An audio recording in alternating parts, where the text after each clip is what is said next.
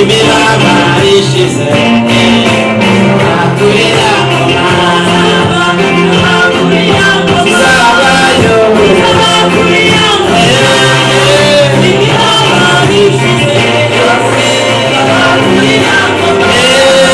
ababyeyi kugezeyo zabakurira imiraba ishize n'ukuri zabakurira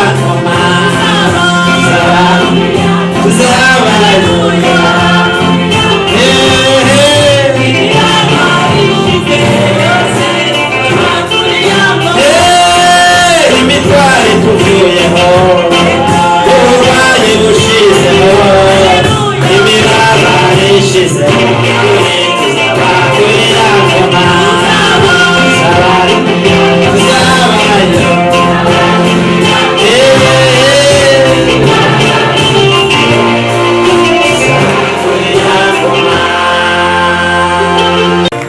Yesu aduhanagisha Imana ibanana. Umwaka mushya muhire wa 2014 uzababere mushya muhire.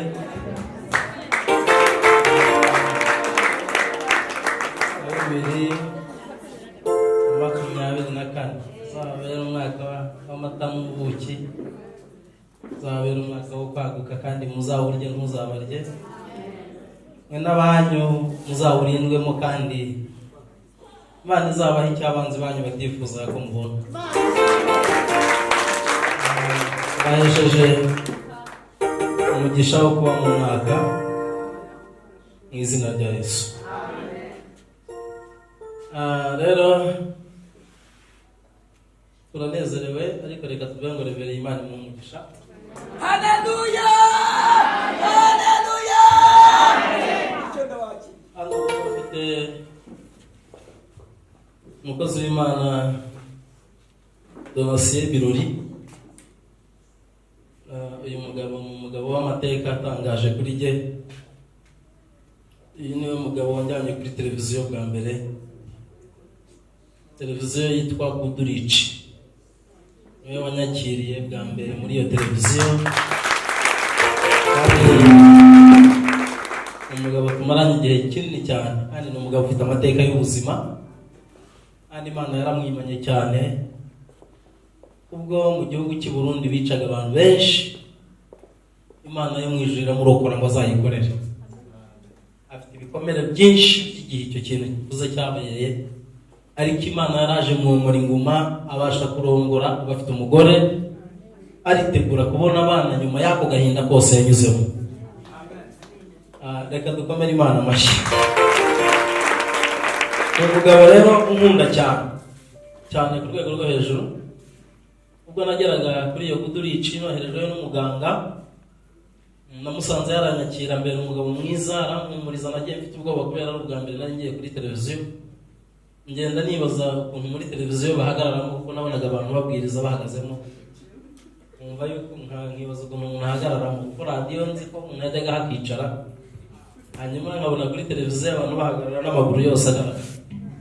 Umugabo aranyakira neza, akamfasha gukora ibiganiro muri Goodrich. Ntabwo nzabyibagirwa mu buzima bwanjye. Ikiyongeyeho rero twagumye kubana neza mu myaka igera ku 8. Ntabwo nshaka kumuvuga neza cyane kuruta Yesu, ariko uyu mugabo nawe yageze ikirenge mu cya Yesu. Rero ni umunyamakuru kuri televiziyo, araza kubabwira byinshi bitabyo nababwira kuri televiziyo n'amaradiyo n'ibindi n'amacano menshi. Afite ivugabutumwa ryamamaye rikuze. Ni umugabo rero ugira ijambo ry'umunsi buri munsi, ku buryo ashobora gufasha ubuzima bwa buri umwe. Ibyo byose muraza kubikurikira ahantu hatandukanye aza kubabwira. Uyu munsi rero twatewe iteka rikomeye umuntu Imana yarinze ikamuha ubuzima aho abandi babubuze. Tumufite imbere yacu, ni ikintu gikomeye Imana twigishije. Rero Donatien Birori, kuko ubona hano nubwo utavuga, ni inyigisho ikomeye ku buzima bwacu. Ibyabaye mu gihe cyawe Burundi turabizi, kuko abanyarwanda bafite ibyo banyuzemo muri 1994 hano mu Rwanda. Iyo tuvuze icyabaye rero ibi bihugu byacu uretse ko n'ubundi barwitwa u Rwanda urundi rwari u Rwanda urundi ndumva buriya bihugu byombi bisa naho bifitanye yes aho navuze murahamvugira niko bisanzwe. Nabagira ngo rero uyu mugabo ahaguruke abapopere gutya kuko tugiye kumuha umwanya mu kanya, ariko abasuhuze agire gutya abasuhuze ubundi araza kubabwira mu kanya. Ntabwo rero yaje wenyine, yatuzaniye inshuti ye. Uyu mugabo uri mu kamera ni inshuti ye, ni umunyamakuru mugenzi we, nawe yamutuzaniye kugira ngo tumenyane. Ubundi mu Kinyarwanda babanga inshuti gusiga, ushatse wakomera Imana amashyi. Rero tugiye kwinjira mu mwanya mwiza. Ndumva icyo navugaga kuri donasiyo y'ibirori ni gito cyane, keretse mfashe umunsi wose nibwo nashobora kubivuga neza. Ariko aka kanya fatiraho mugenzi wawe ikiganza umubwire kumva amakuru y'ijuru. Cyangwa mufata ikiganza umubwire kumva amakuru y'ijuru. Mubwire ngo uyu mwaka wa 2024 reka buriya reka mbabwire kaka, reka mbabwire nushaka ururimi rw'amahanga uruvuge nabi ariko urwige, kuko mu minsi mike aba bavuga butumwa turaza kubagabanya ibi bihugu duturanye, kandi tubabwire ngo turashaka y'itorero ry'Imana. Impamvu Imana yakurinze ni ukugira ngo uzakorere Imana, ugira ngo uruta abandi. Imana yakurinze ngo uzakorere Imana, ntabwo uruta abandi. Ariko uza abadepite, uza abaminisitiri bagiye, uza abaperezida bayoboye ibihugu. Muri mwe se ninde wari wagera aho Saddam Hussein yarageze? Gaddafi ntabwo bagiye ejo bundi kugira ngo nuko bari bashaje. Fatiraho umuntu muri kumubwira ngo nukugira warindiwe kuzakorera Imana. Nubwire kubyanga ubyemera, Imana y'icyo yakurindeye kizasohora. Bikomere Imana amashyi. Amen. Sama muhanurira rero gusa mbabarira utangira umwaka duhanura mu izina rya Yesu. Kandi nuhanura ivangira guhanura ukuri. Yego banza umwatureho umubwire uti guhanuza bwawe ntibuzazemo ivangira. Mubwire ngo Imana izakwereka iby'ukuri.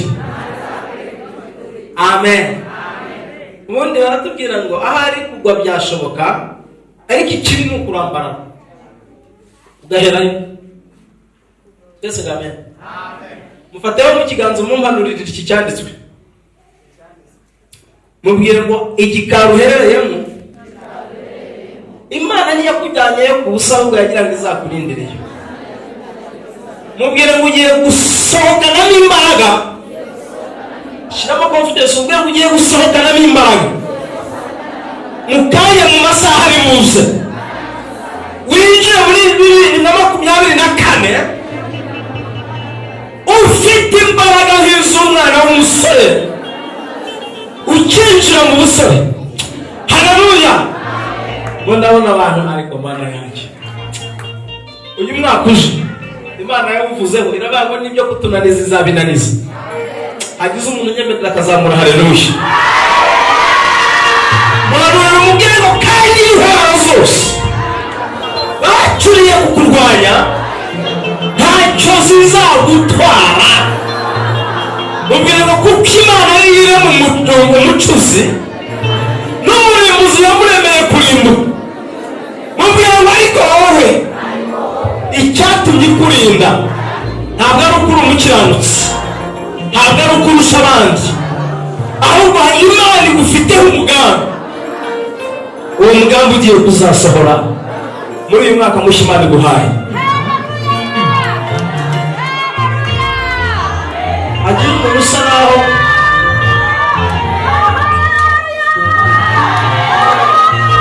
usa naho agize gutya, ariko ntukore ku mugenzi wawe.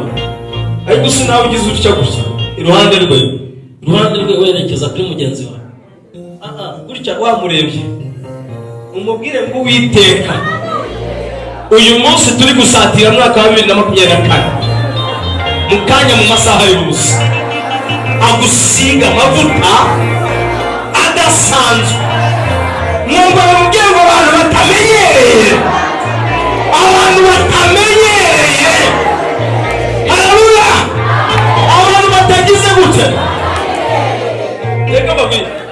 uyu mwaka wa 2024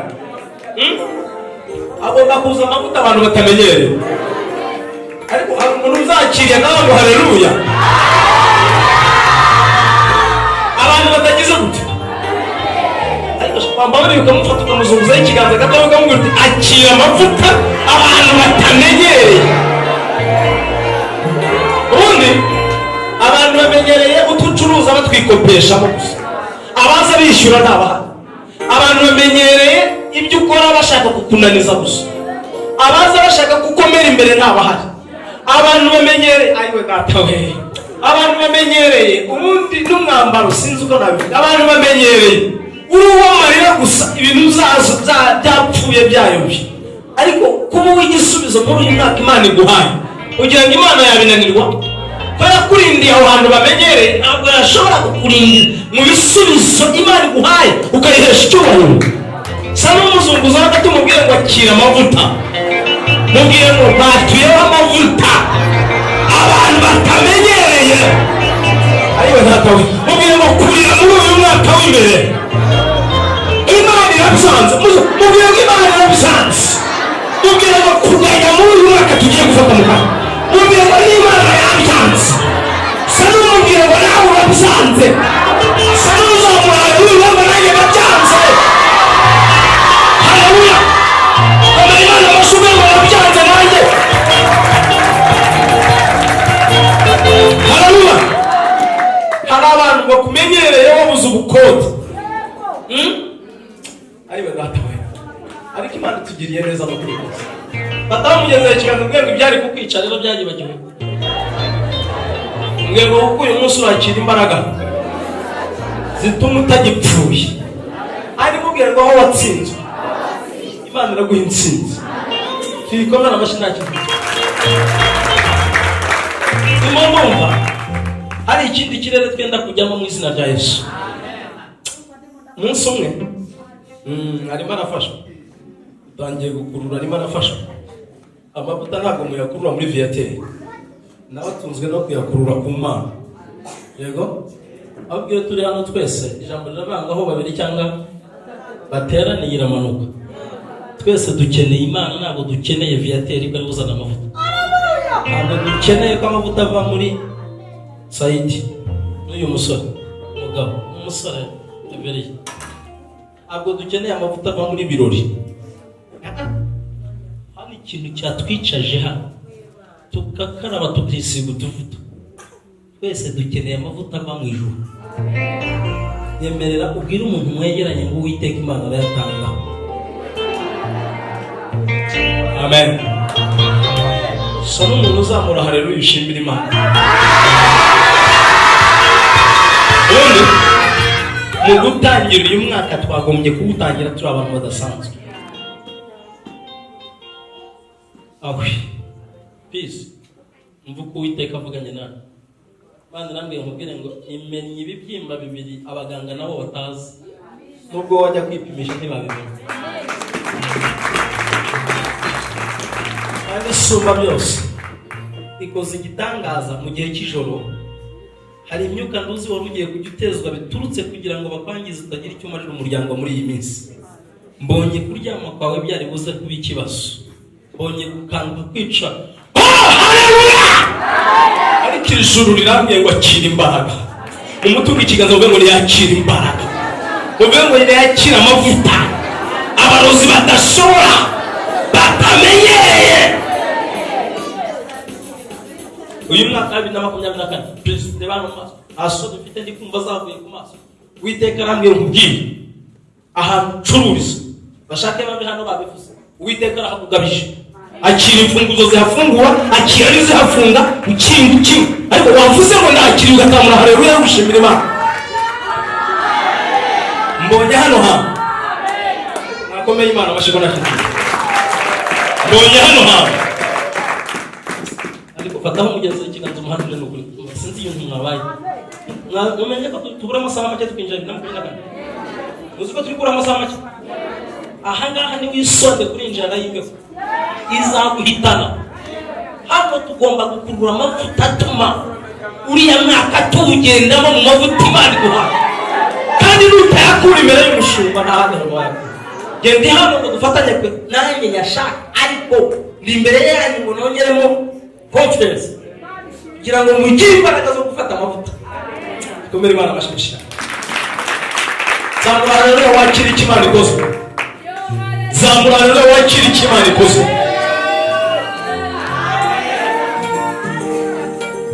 Kandi ndumva ijwi ry'Imana rimbwira mu bwenge. Muri uku kwezi kwa gatatu gushira kwa kane, iki gifunguzo urako gifite ndi hano nabwiye uzaza hano gushimira Imana.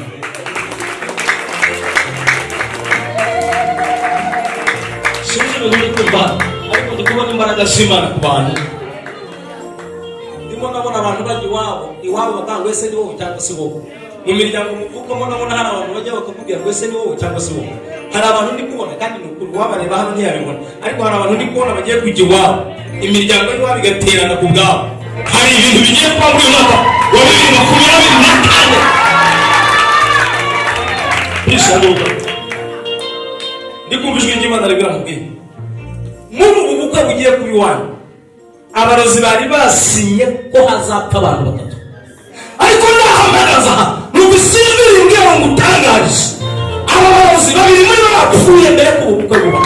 None bitosi igitabaza.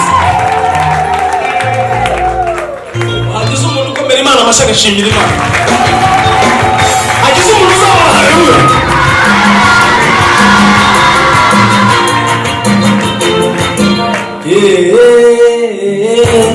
Imana ni nziza.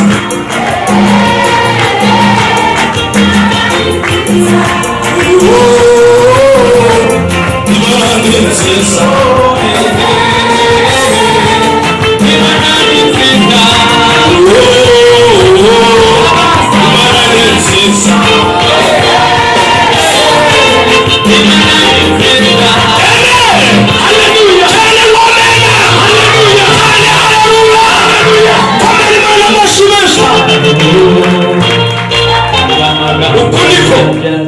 Uwiteka Imana gukuriye amafaranga iburyo n'ibumoso no hagati n'imbere n'inyuma no hejuru, byose taruzi aho bipfufye. Aya mafaranga aje mbere y'uko ubukwe